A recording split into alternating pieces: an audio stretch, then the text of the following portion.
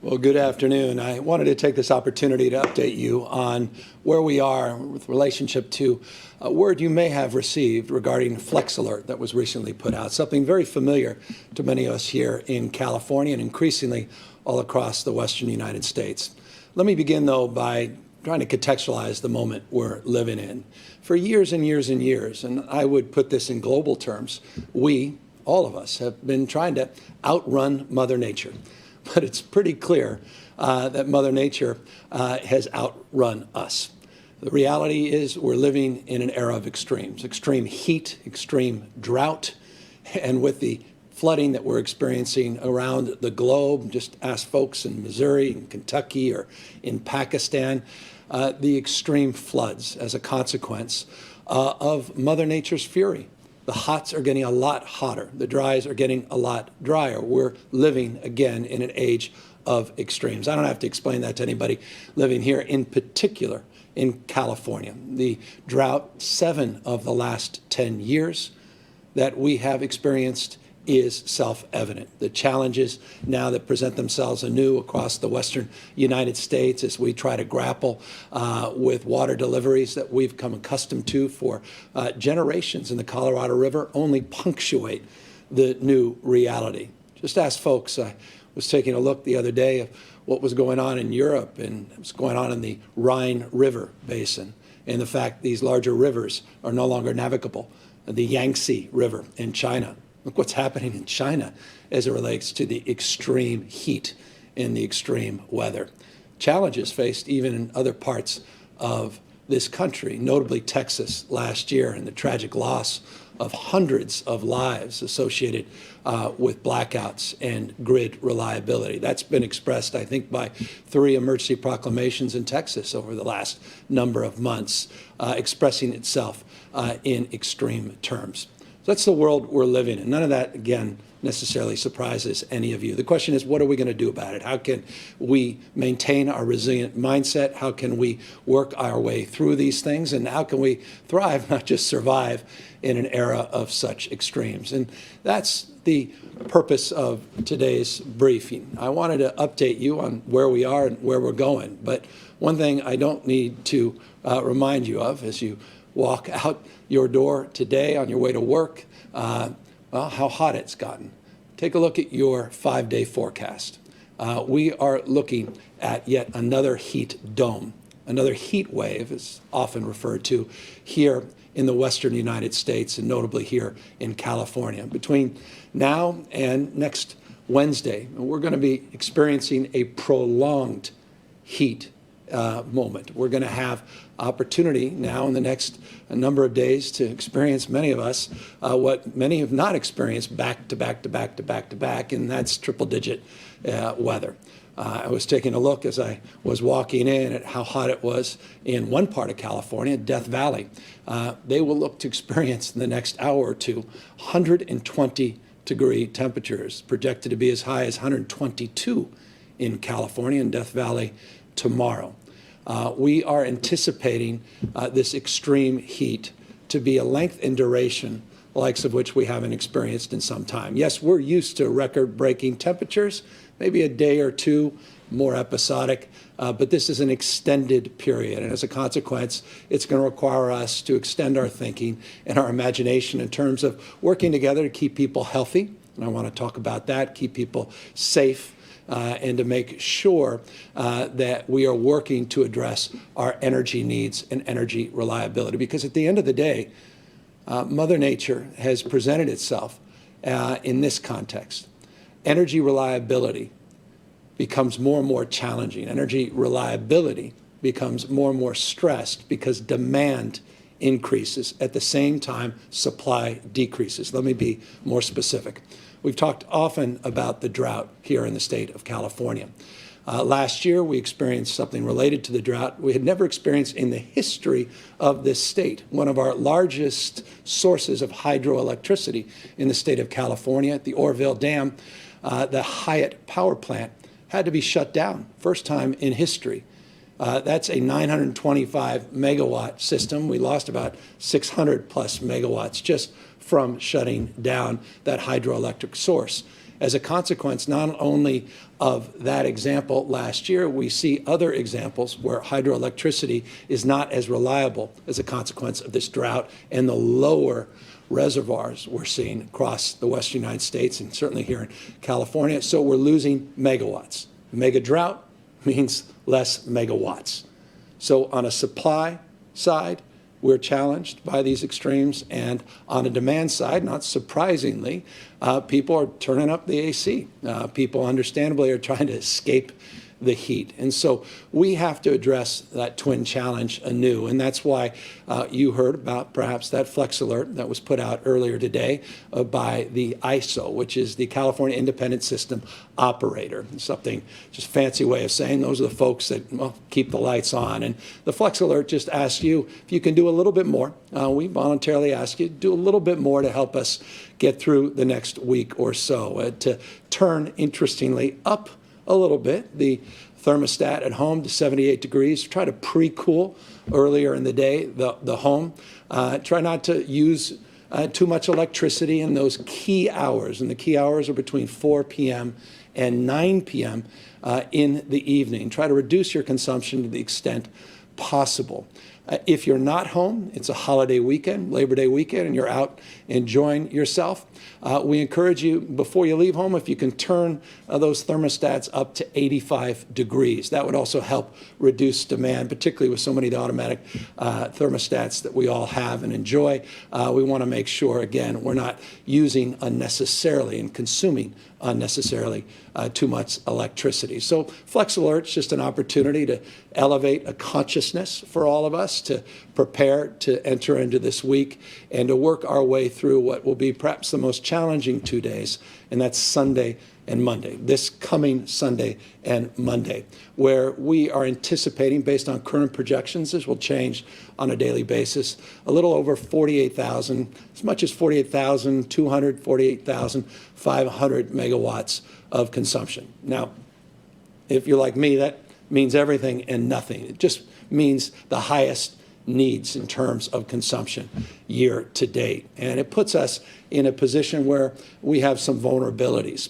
And that means we need to do things a little bit differently, not just on the demand side to meet that potential peak, particularly coming into this weekend, Sunday and Monday, but also on the supply side. And that's why just a few moments ago, I signed an executive order, something very familiar to all of us here in California. We did it last year and the year before. As I said, many other states offering similar approach to allow us a little bit more flexibility across the spectrum in terms of procuring supply at the same time to prepare. So demand response, try to get the reduction that you're accustomed to and have been so successful at in the past, and address the supply needs by creating some more flexibility pursuant to this emergency order that would allow us to diversify our sources and allow, for example, some short-term mitigation in terms of consumption along our ports. A good example of that would be a lot of ships that are along our ports. If they can keep their engines on as opposed to using shoreside power, that would reduce demand on the entire grid. We've been working with businesses in our industrial sector who've been incredible partners in the past to work to reduce their demand and as well in the next coming days, and we'll continue to work closely with them as they work our way through this. You know, briefly, I just want to go back. I don't want to take up too much more of your time and go back to August of 2020. You may recall that was a challenging period. A lot of what you're hearing me say today was said in August of 2020. We had some short-term challenges. We had a few minutes there where we had to make some very difficult decisions, and it required us to think completely differently. And we did a root cause analysis of what led to some of those short-term issues in August of 2020. And it led us to take a look across a spectrum. Number one, how can we coordinate a lot better with the ISO, the Independent System Operator, and our other members of our regulatory agencies and energy agencies, from the CPUC, the California Public Utilities Commission, the CEC, which is the California Energy Commission, to make sure that we're more collaborative in terms of our approach, again, both on procurement, demand side, supply side, and the like. We have since taken, since July, in fact, of August 2020, 161 actions. We have initiated or completed 161 projects and procured an unprecedented number of megawatts for this state. So much so that we broke records last year in terms of total procurement. Some 11,500 megawatts were procured. Recently, working collaboratively with the legislature, we were able to break through another huge issue that was facing us, and that was addressing the issue of time to project delivery. Now, you've all heard, particularly in this room, the challenges we've had as it relates to the pandemic and the impact that's had on supply chain and issues related to tariffs and the like. And, you know, at the end of the day, you don't want to hear me talk more about that. What are we going to do about that? We've had to work around that. And one of the significant action items that we took this year in particular as part of the after-action report and the recommendations that were made as it relates to the impacts of August 2020 was changing our procurement strategies, meaning our permitting to get these projects, these renewable projects, moving. We've had a lot of success in that space. We were able to actually get the language. We were able to actually get an effort that moves the permitting to a maximum of 270 days, basically trying to create certainty in a process that, no exaggeration, in the past has taken upwards of 6 years, which is ridiculous and unacceptable, particularly in the world we're living in. So this notion of changing permitting, changing the processing to get these projects up, we took to heart as part of our root cause analysis in that after-action report, and working with the legislature, we were able to move in a meaningful and historic way. Accordingly, we recognized that we needed to do more in terms of de-risking our transition to green energy. And don't think for a second, I'll talk more about that in a moment, that we are not doing anything except accelerating. I mentioned what we're doing on permitting and procurement, accelerating that transition to low-carbon, renewable sources of energy. But one of the areas we wanted to advance was a de-risking strategy to create a larger buffer so that we're not doing this on an annual basis. And we worked with the legislature, and we were able to move through, just in June, this was a process, took about 6 months working through the budget process, to get $4.2 billion to move an effort to be able to put together a capacity to break glass on some 4,000 or so megawatts. Interestingly and importantly, in relationship to the moment we're in, that was done in June. Already, we've been able to pull in to our portfolio 630 megawatts. It actually has exceeded by 130 megawatts our short-term goal. So that $4.2 billion already in use. By 2024, we should have all those 4,000 megawatts ready to go. And that's through a spectrum of strategies as it relates to the strategic reserve. We put out an energy plan, and part of the de-risking on the energy plan complements what you may have been hearing about as it relates to our climate plan. And forgive me, there are many components here that all have to come together. California put forth, I was very proud to introduce over the last number of years, a $53.9 billion climate plan. Now, as I speak, the legislature, this is the last day of the legislative session, it ends this evening, they are working to advance 3 critical efforts, part of our energy plan and part of our climate plan. An additional $1 billion that they will be putting forward, they're debating it as we speak. We'll hopefully get it done this evening. An additional $1 billion for clean energy projects, and appropriately, under the circumstances, $800 million for extreme heat mitigation. We must do better on data collection, cooling centers. We have a few $100 million for cooling centers, and strategies for urban greening, weatherization, and the like. $800 million in that package and strategy being discussed today, should be done tonight. Additional $1 billion, again, in clean energy projects, and extending the life in terms of a de-risking strategy to accelerate our transition of Diablo Canyon nuclear plant. And this is critical in the context of making sure we have energy reliability going forward. Again, part of our energy plan, and yes, part of our climate plan, because that energy does not produce greenhouse gases. That energy provides baseload and reliability and affordability that will complement and allow us to stack all of the green energy that we're bringing online at record rates. And if you think I'm overstating that, let me give you one demonstrable example. Since 2020, in about 2.5 years, to be fair, slightly longer bracketed period, we have brought online from 200 megawatts of battery storage. Storage is critical. Solar and wind are wonderful. Self-evidently, we create an abundance of solar in the peak part of the day, but around 4 or 5 in the afternoon, that's solar because the sun goes down. All of a sudden, that energy diminishes. If we can store that energy during the peak time, we can then utilize that energy in the off-peak time. And that's why battery storage is key to this transition. We have taken from 200 megawatts 2.5 years ago in battery storage. This is unprecedented in California's history. I don't know many other jurisdictions that have done more in a shorter period of time, to 4,000 megawatts of battery storage today. 200 to 4,000 just in the last few years, and we're just winding up. That's, again, part of this transition, but it's a foundational part. But getting Diablo Canyon extended, just extending its life for a short period of time, will provide us the capacity to de-risk, the capacity to stack all of these renewables, to get the battery storage, deal with these supply chain issues, and move forward with our new strategies to fast-track projects and permitting and create some certainty for investors in this space. So again, all part of the energy plan, all part of the package around the climate plan that the legislature is working on today, all critical components, not only to address the immediacy of the moment, but address the future so that we can future-proof California.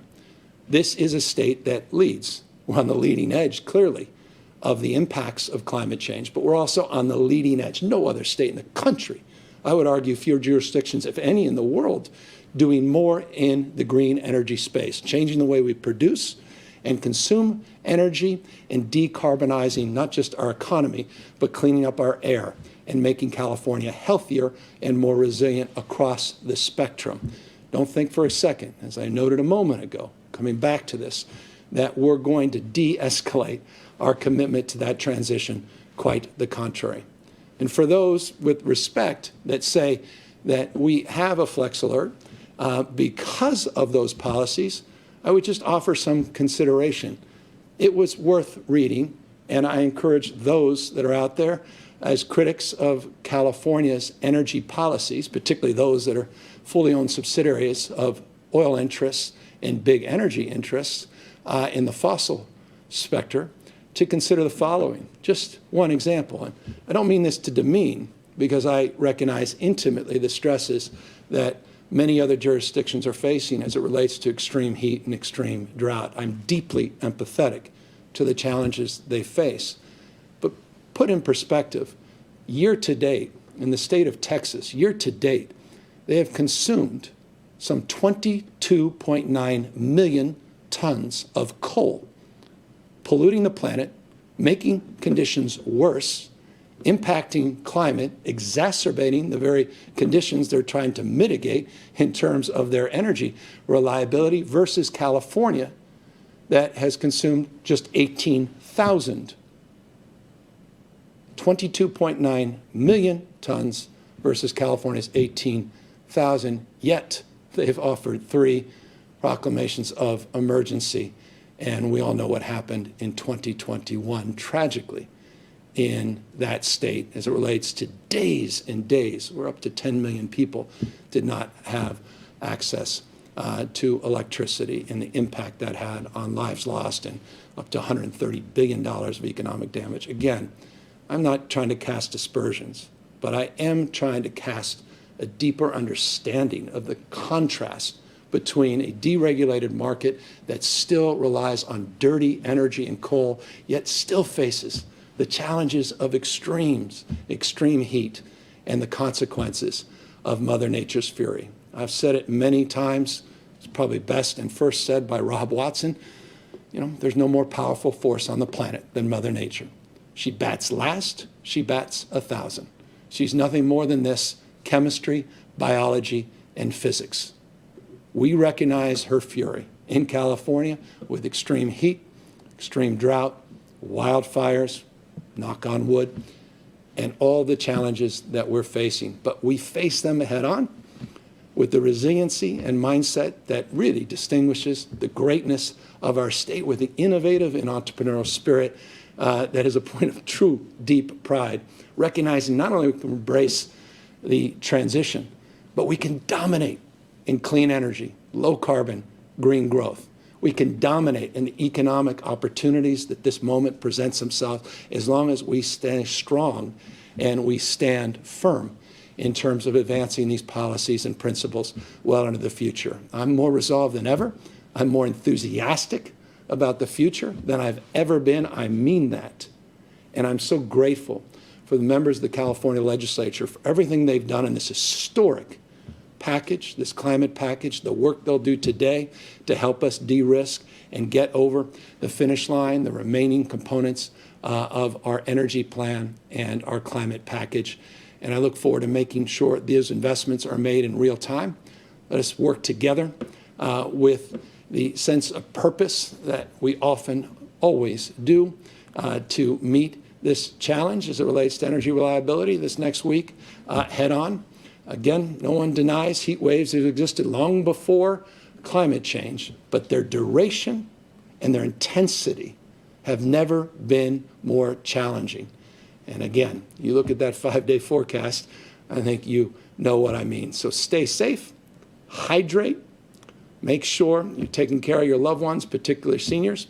Please take a look, if you would like, on these Flex Alerts. We have a website, flexalert.org, for more information about how you can do your part, just a little bit to contribute, as we've done in the past. We've headed these issues off in the past. We did so last year quite successfully. I'm confident we'll do it again this year and this week. And thank you for the opportunity and privilege of your time and affording me the opportunity to update you on the executive order we put out here today and the Flex Alert that was put out by ISO earlier in the day. Take care, everybody.